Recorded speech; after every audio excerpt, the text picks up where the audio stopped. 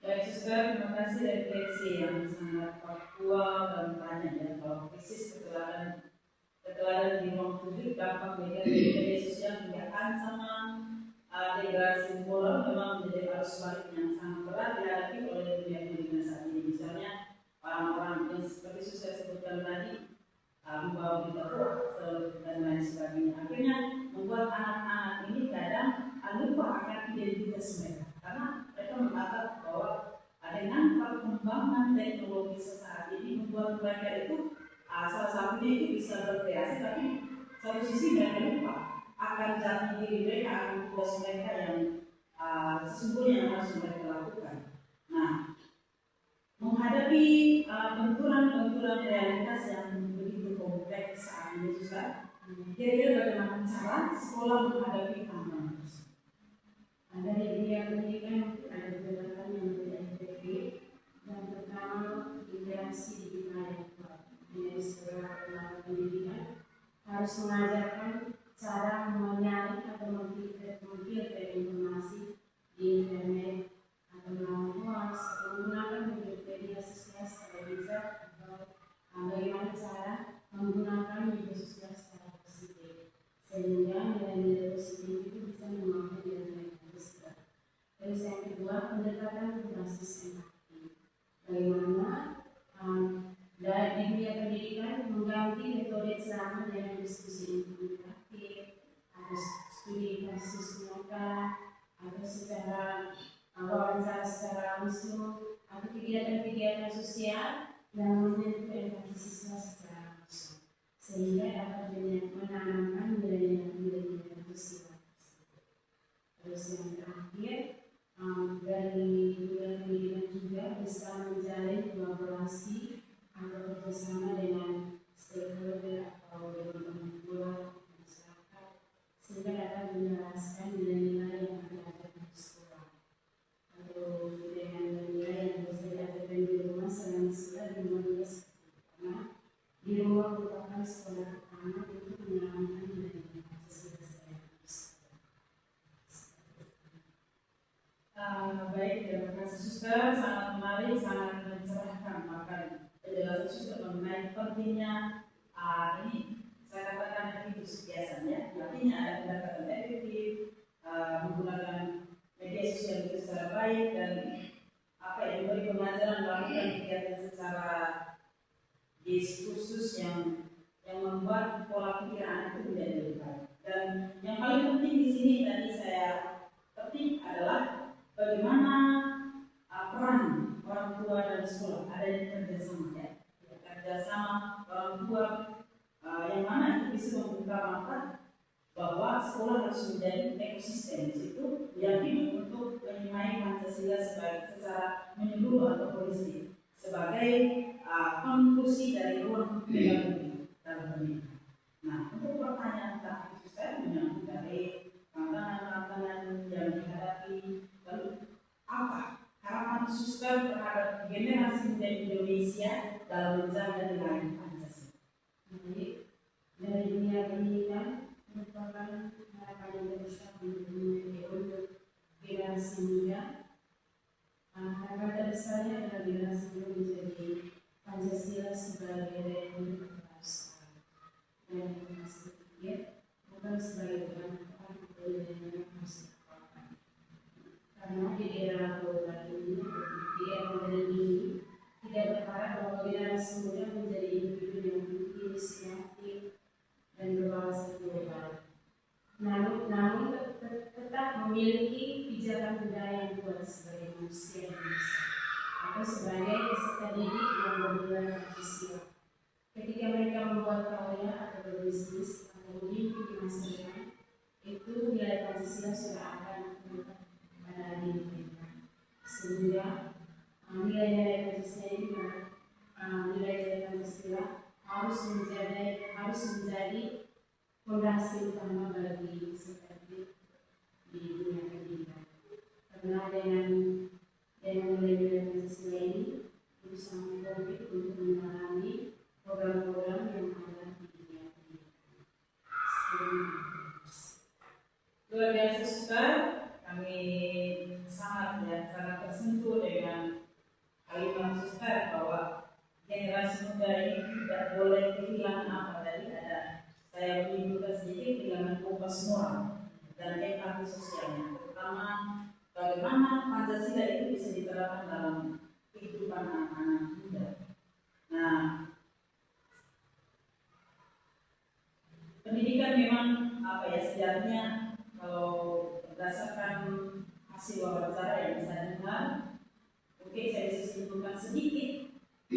Kalau berbicara tentang pendidikan memang sejatinya itu memanusiakan manusia, bukan sekedar mencetak robot akademis saja, tetapi lebih daripada itu, seperti yang saya katakan tadi, kita tidak bisa hanya mengajarkan anak-anak untuk menikah dan lain sebagainya, tapi lebih kepada bagaimana pembentukan karakter atau Pancasila itu benar-benar tertanam dalam pribadi anak itu secara holistik dan menyeluruh. Suster, apresiasi dan terima kasih yang setinggi-tingginya yang Suster atas ketulusan dan transfer nilai yang sangat mencerahkan dalam segmen kedua tentang pendidikan. Terima kasih banyak. Nyambung dari apa yang dijelaskan Suster tadi tentang pendidikan, paparan ini sangat menarik. Dan sekarang kita masuk ke segmen ketiga. Berdasarkan penjelasan Suster tadi, kita melihat bahwa institusi pendidikan itu berjuang keras melahirkan generasi muda yang memiliki integritas karakter dan moral Pancasila melalui metode keteladan. Namun, realitasnya manusia berkarakter hasil bentukan dunia pendidikan ini tidak akan selamanya berada di dalam lingkaran sekolah.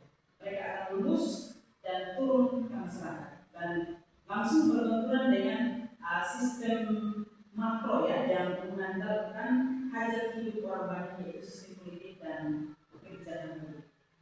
Nah, jika moralitas dari agama dan karakter dari pendidikan tidak mampu mengintervensi ruang politik, maka kebijakan yang lahir di negara ini berpotensi kehilangan jiwa manusia. Oleh karena itu, kita akan membedah bagaimana nilai-nilai ini bertarung di area kebijakan bersama Ibu Lady selaku tokoh politik. Ibu melihat dinamisnya konstelasi sosiopolitik kita hari ini banyak sekali ya. Namun pertanyaan pertama sebagai pembuka diskusi kita, bagaimana implementasi nilai-nilai Pancasila dalam dunia politik Indonesia saat ini? Oke, terima kasih Suster. Selamat siang untuk kita semua. Selamat siang. Implementasi nilai Pancasila dalam dunia politik saat ini yang jelas kita lihat sendiri sudah berjalan. Kali ini kita bisa melihat dalam beberapa hal, misalnya pada saat pelaksanaan pemilu secara demokratis, kebebasan kita saat berpendapat, musyawarah dalam pengambilan keputusan, serta adanya upaya persatuan di tengah keberagaman masyarakat. Selain itu juga pemerintah juga menjalankan program nilai kemanusiaan juga tampak dalam berbagai kebijakan sosial untuk membantu masyarakat, misalnya contoh BPJS atau bantuan PKH itu sudah mereka jalankan. Namun penerapannya belum semuanya konsisten karena masih ditemukan praktek korupsi, politik uang, penyalahgunaan kekuasaan, penyebaran hoax seperti kita bilang berita palsu yang saling berbeda, serta konflik kepentingan yang bertentangan dengan semangat Pancasila. Baik Ibu, terima kasih menarik sekali untuk penerapan tentang implementasi dan ada segala bawahi adanya musyawarah dalam pemilu. Dalam pemilunya itu harus secara demokrasi dan lain sebagainya. Dilakukan juga program-program yang positif untuk kepentingan banyak orang. Nah, analisis ini sangat objektif dan secara regulasi kita selalu mengatasnamakan Pancasila kalau kita berbicara tentang implementasi. Namun implementasi taksinya itu masih ada jarak yang harus kita pangkas. Dalam hal ini, menurut Ibu, apakah nilai-nilai Pancasila sudah diterapkan dengan baik dalam kehidupan politik saat ini? Nilai-nilai Pancasila sudah diterapkan dalam beberapa aspek kehidupan politik, tetapi belum sepenuhnya berjalan dengan baik. Secara sistem negara, Indonesia sudah menggunakan prinsip demokrasi dan menjunjung persatuan. Akan tetapi dalam praktiknya masih ada perilaku elit politik maupun masyarakat yang belum mencerminkan keadilan, kejujuran, dan kepentingan bersama. Jadi sebenarnya di sini jadi penerapan Pancasila saat ini bisa dikatakan sudah ada, tetapi masih perlu diperkuat. Penerapannya itu sangat betul ya. Di tataran prosedural seperti yang dijawabkan pertama tadi ada suksesnya pemilu dan lain sebagainya, ada substansi dalam aspek kehidupan itu sudah dilakukan tetapi belum sepenuhnya. Ya. Nah, untuk mewujudkan kalau kita melihat di Pancasila itu ada sila kelima yaitu keadilan sosial melalui kebijakan politik, kita masih harus berjuang keras karena apa ya? Kalau kita lihat sekarang itu ada ego sektoral dan kepentingan modal masih dominan, sangat tinggi itu, sangat nyata dan memang tidak bisa dipungkiri. Nah, sebuah konseptual ini yang sangat berani dan jujur dari seorang praktis politik itu adalah bagaimana kita terbuka dengan keadaan. Nah, Ibu menegaskan bahwa ya setidaknya itu tidak menggeserkan sistem yang menuju demokrasi seperti tadi ada sebutkan juga undang-undang yang berkeadilan sosial. Tentu mewujudkan hal ini tidak mudah karena ada benturan kepentingan di lapangan sangat kuat kalau kita lihat. Nah, menyoroti hal-hal tersebut, Ibu, kira-kira apa tantangan terbesar dalam penerapan nilai Pancasila di dunia politik saat ini? Pastinya juga tantangan terbesar dalam dunia politik saat ini yang sedang marak yaitu korupsi dan penyalahgunaan kekuasaan. Itu sudah pasti, itu hal yang paling pertama. Yang kedua, politik identitas yang memecah persatuan. Banyak yang menggunakan politik ini sebagai identitas baik dari agama, ras, pokoknya itu digunakan. Yang ketiga, rendahnya etika dan integritas sebagai pelaku politik itu sendiri. Integritas sebagai pelakunya juga kurang, jadi menyebabkan tantangan untuk berpolitik itu sangat berat. Yang berikut, penyebaran informasi palsu atau terbilang hoax di media sosial saat ini. Jadi masyarakat mudah sekali terpercaya dengan informasi-informasi yang bisa mempengaruhi persatuan kita atau memecah belah nilai-nilai Pancasila yang sudah kita terapkan. Yang berikutnya itu sikap apatis masyarakat, terutama generasi muda terhadap politik. Dengan keadaan seperti saat ini, jadi kadang generasi muda juga untuk berpartisipasi dalam politik jadi agak takut dengan kasus-kasus yang saat ini yang kita lihat. Jadi berikutnya, kepentingan pribadi lebih penting atau kelompok diutamakan daripada kepentingan rakyat. Banyak orang yang ketika menjabat lebih memilih isu kepentingan pribadi daripada kepentingan rakyat belakangan. Jadi itu yang membuat tantangan terbesar saat ini dalam politik, terutama dalam menerapkan nilai-nilai Pancasila. Baik Ibu, terima kasih sebagai refleksi sosio-politis yang sangat panjang ya. Yang saya petik di sini adanya beberapa isu politik. Kalau dilihat dari segi politik itu salah satunya adalah korupsi ya. Biaya politik yang tinggi, ancaman polarisasi seperti syarat tadi, rendahnya etika sebagai pelaku politisi, penyebaran info palsu atau hoax, sikap apatis masyarakat, dan terutama tentang anak muda ya. Itu memang menjadi kritik tajam yang menurunkan substansi Pancasila sebagai pemersatu. Nah, dampak buruk dari dinamika politik yang transaksional ini memang sering kali membuat generasi muda merasa jemu ya, dan kadang mereka menarik diri dari keadaan. Karena itu, karena pertama juga mereka takut dan lain sebagainya. Dan untuk menghadapi ancaman-ancaman ini, Ibu, bagaimana cara menanamkan nilai Pancasila kepada generasi muda agar tidak apatis terhadap politik?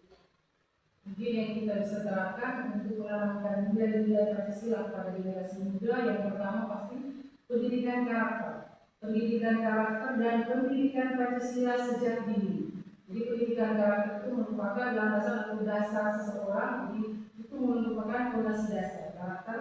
Yang berikut memberikan contoh nyata dari pemimpin-pemimpin yang jujur dan adil. Jadi Sebagai pemimpin kita juga harus memberikan contoh yang baik bagaimana bersikap jujur, adil terhadap yang lainnya. Yang berikut, mengajak generasi muda aktif dalam organisasi, diskusi atau kegiatan sosial. Kita juga melibatkan generasi muda dalam kegiatan-kegiatan yang ada, misalnya organisasi atau kegiatan dalam masyarakat. Yang berikutnya, menunjukkan bahwa politik bukan hanya soal kekuasaan, tetapi juga tentang memperjuangkan kesejahteraan masyarakat. Yang terakhir, memberikan ruang bagi anak muda untuk terlihat dalam pengambilan keputusan di lingkungan sekolah maupun masyarakat. Di mana tadi ketika kita memberikan ruang kepada anak muda untuk bergabung dalam sebuah organisasi, jadi kita juga memberikan mereka ruang atau kesempatan untuk mereka berpendapat, sehingga mereka juga ikut terlibat dalam hal bagaimana berpolitik dengan menerapkan nilai-nilai Pancasila di dalamnya.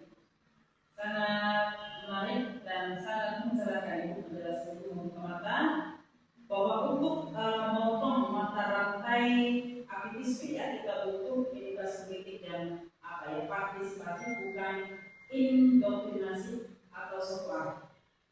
Saya menggarisbawahi tadi generasi muda harus dilibatkan. Ini kalimat yang atau kata yang sangat penting dalam ruang kebijakan publik agar apa? Merasakan langsung esensi dari sila-sila tersebut. Nah, sebagai konklusi akhir dari ruang dialog yang sangat luar biasa Ibu, pertanyaan terakhir, apa harapan Ibu terhadap masa depan politik Indonesia berdasarkan nilai-nilai Pancasila? Yang jelas harapan untuk masa depan politik Indonesia yaitu terciptanya politik yang lebih jujur, adil, dan mengutamakan kepentingan rakyat. Politik juga diharapkan menjadi sarana persatuan, bukan untuk perpecahan.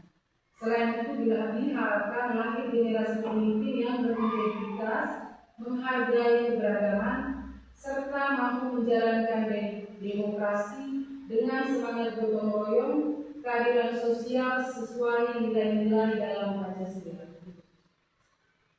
Luar biasa Ibu, sesi untuk dari perspektif politik Ibu Leli secara estetik telah mengunci simpus rangkaian dialektika kita hari ini. Kita telah menyelesaikan sebuah simposius pemikiran yang sangat kaya dan mendalam dari ketiga tokoh. Nah, diskusi hari ini memberikan kesimpulan teoritis yang sangat berguna bagi kami.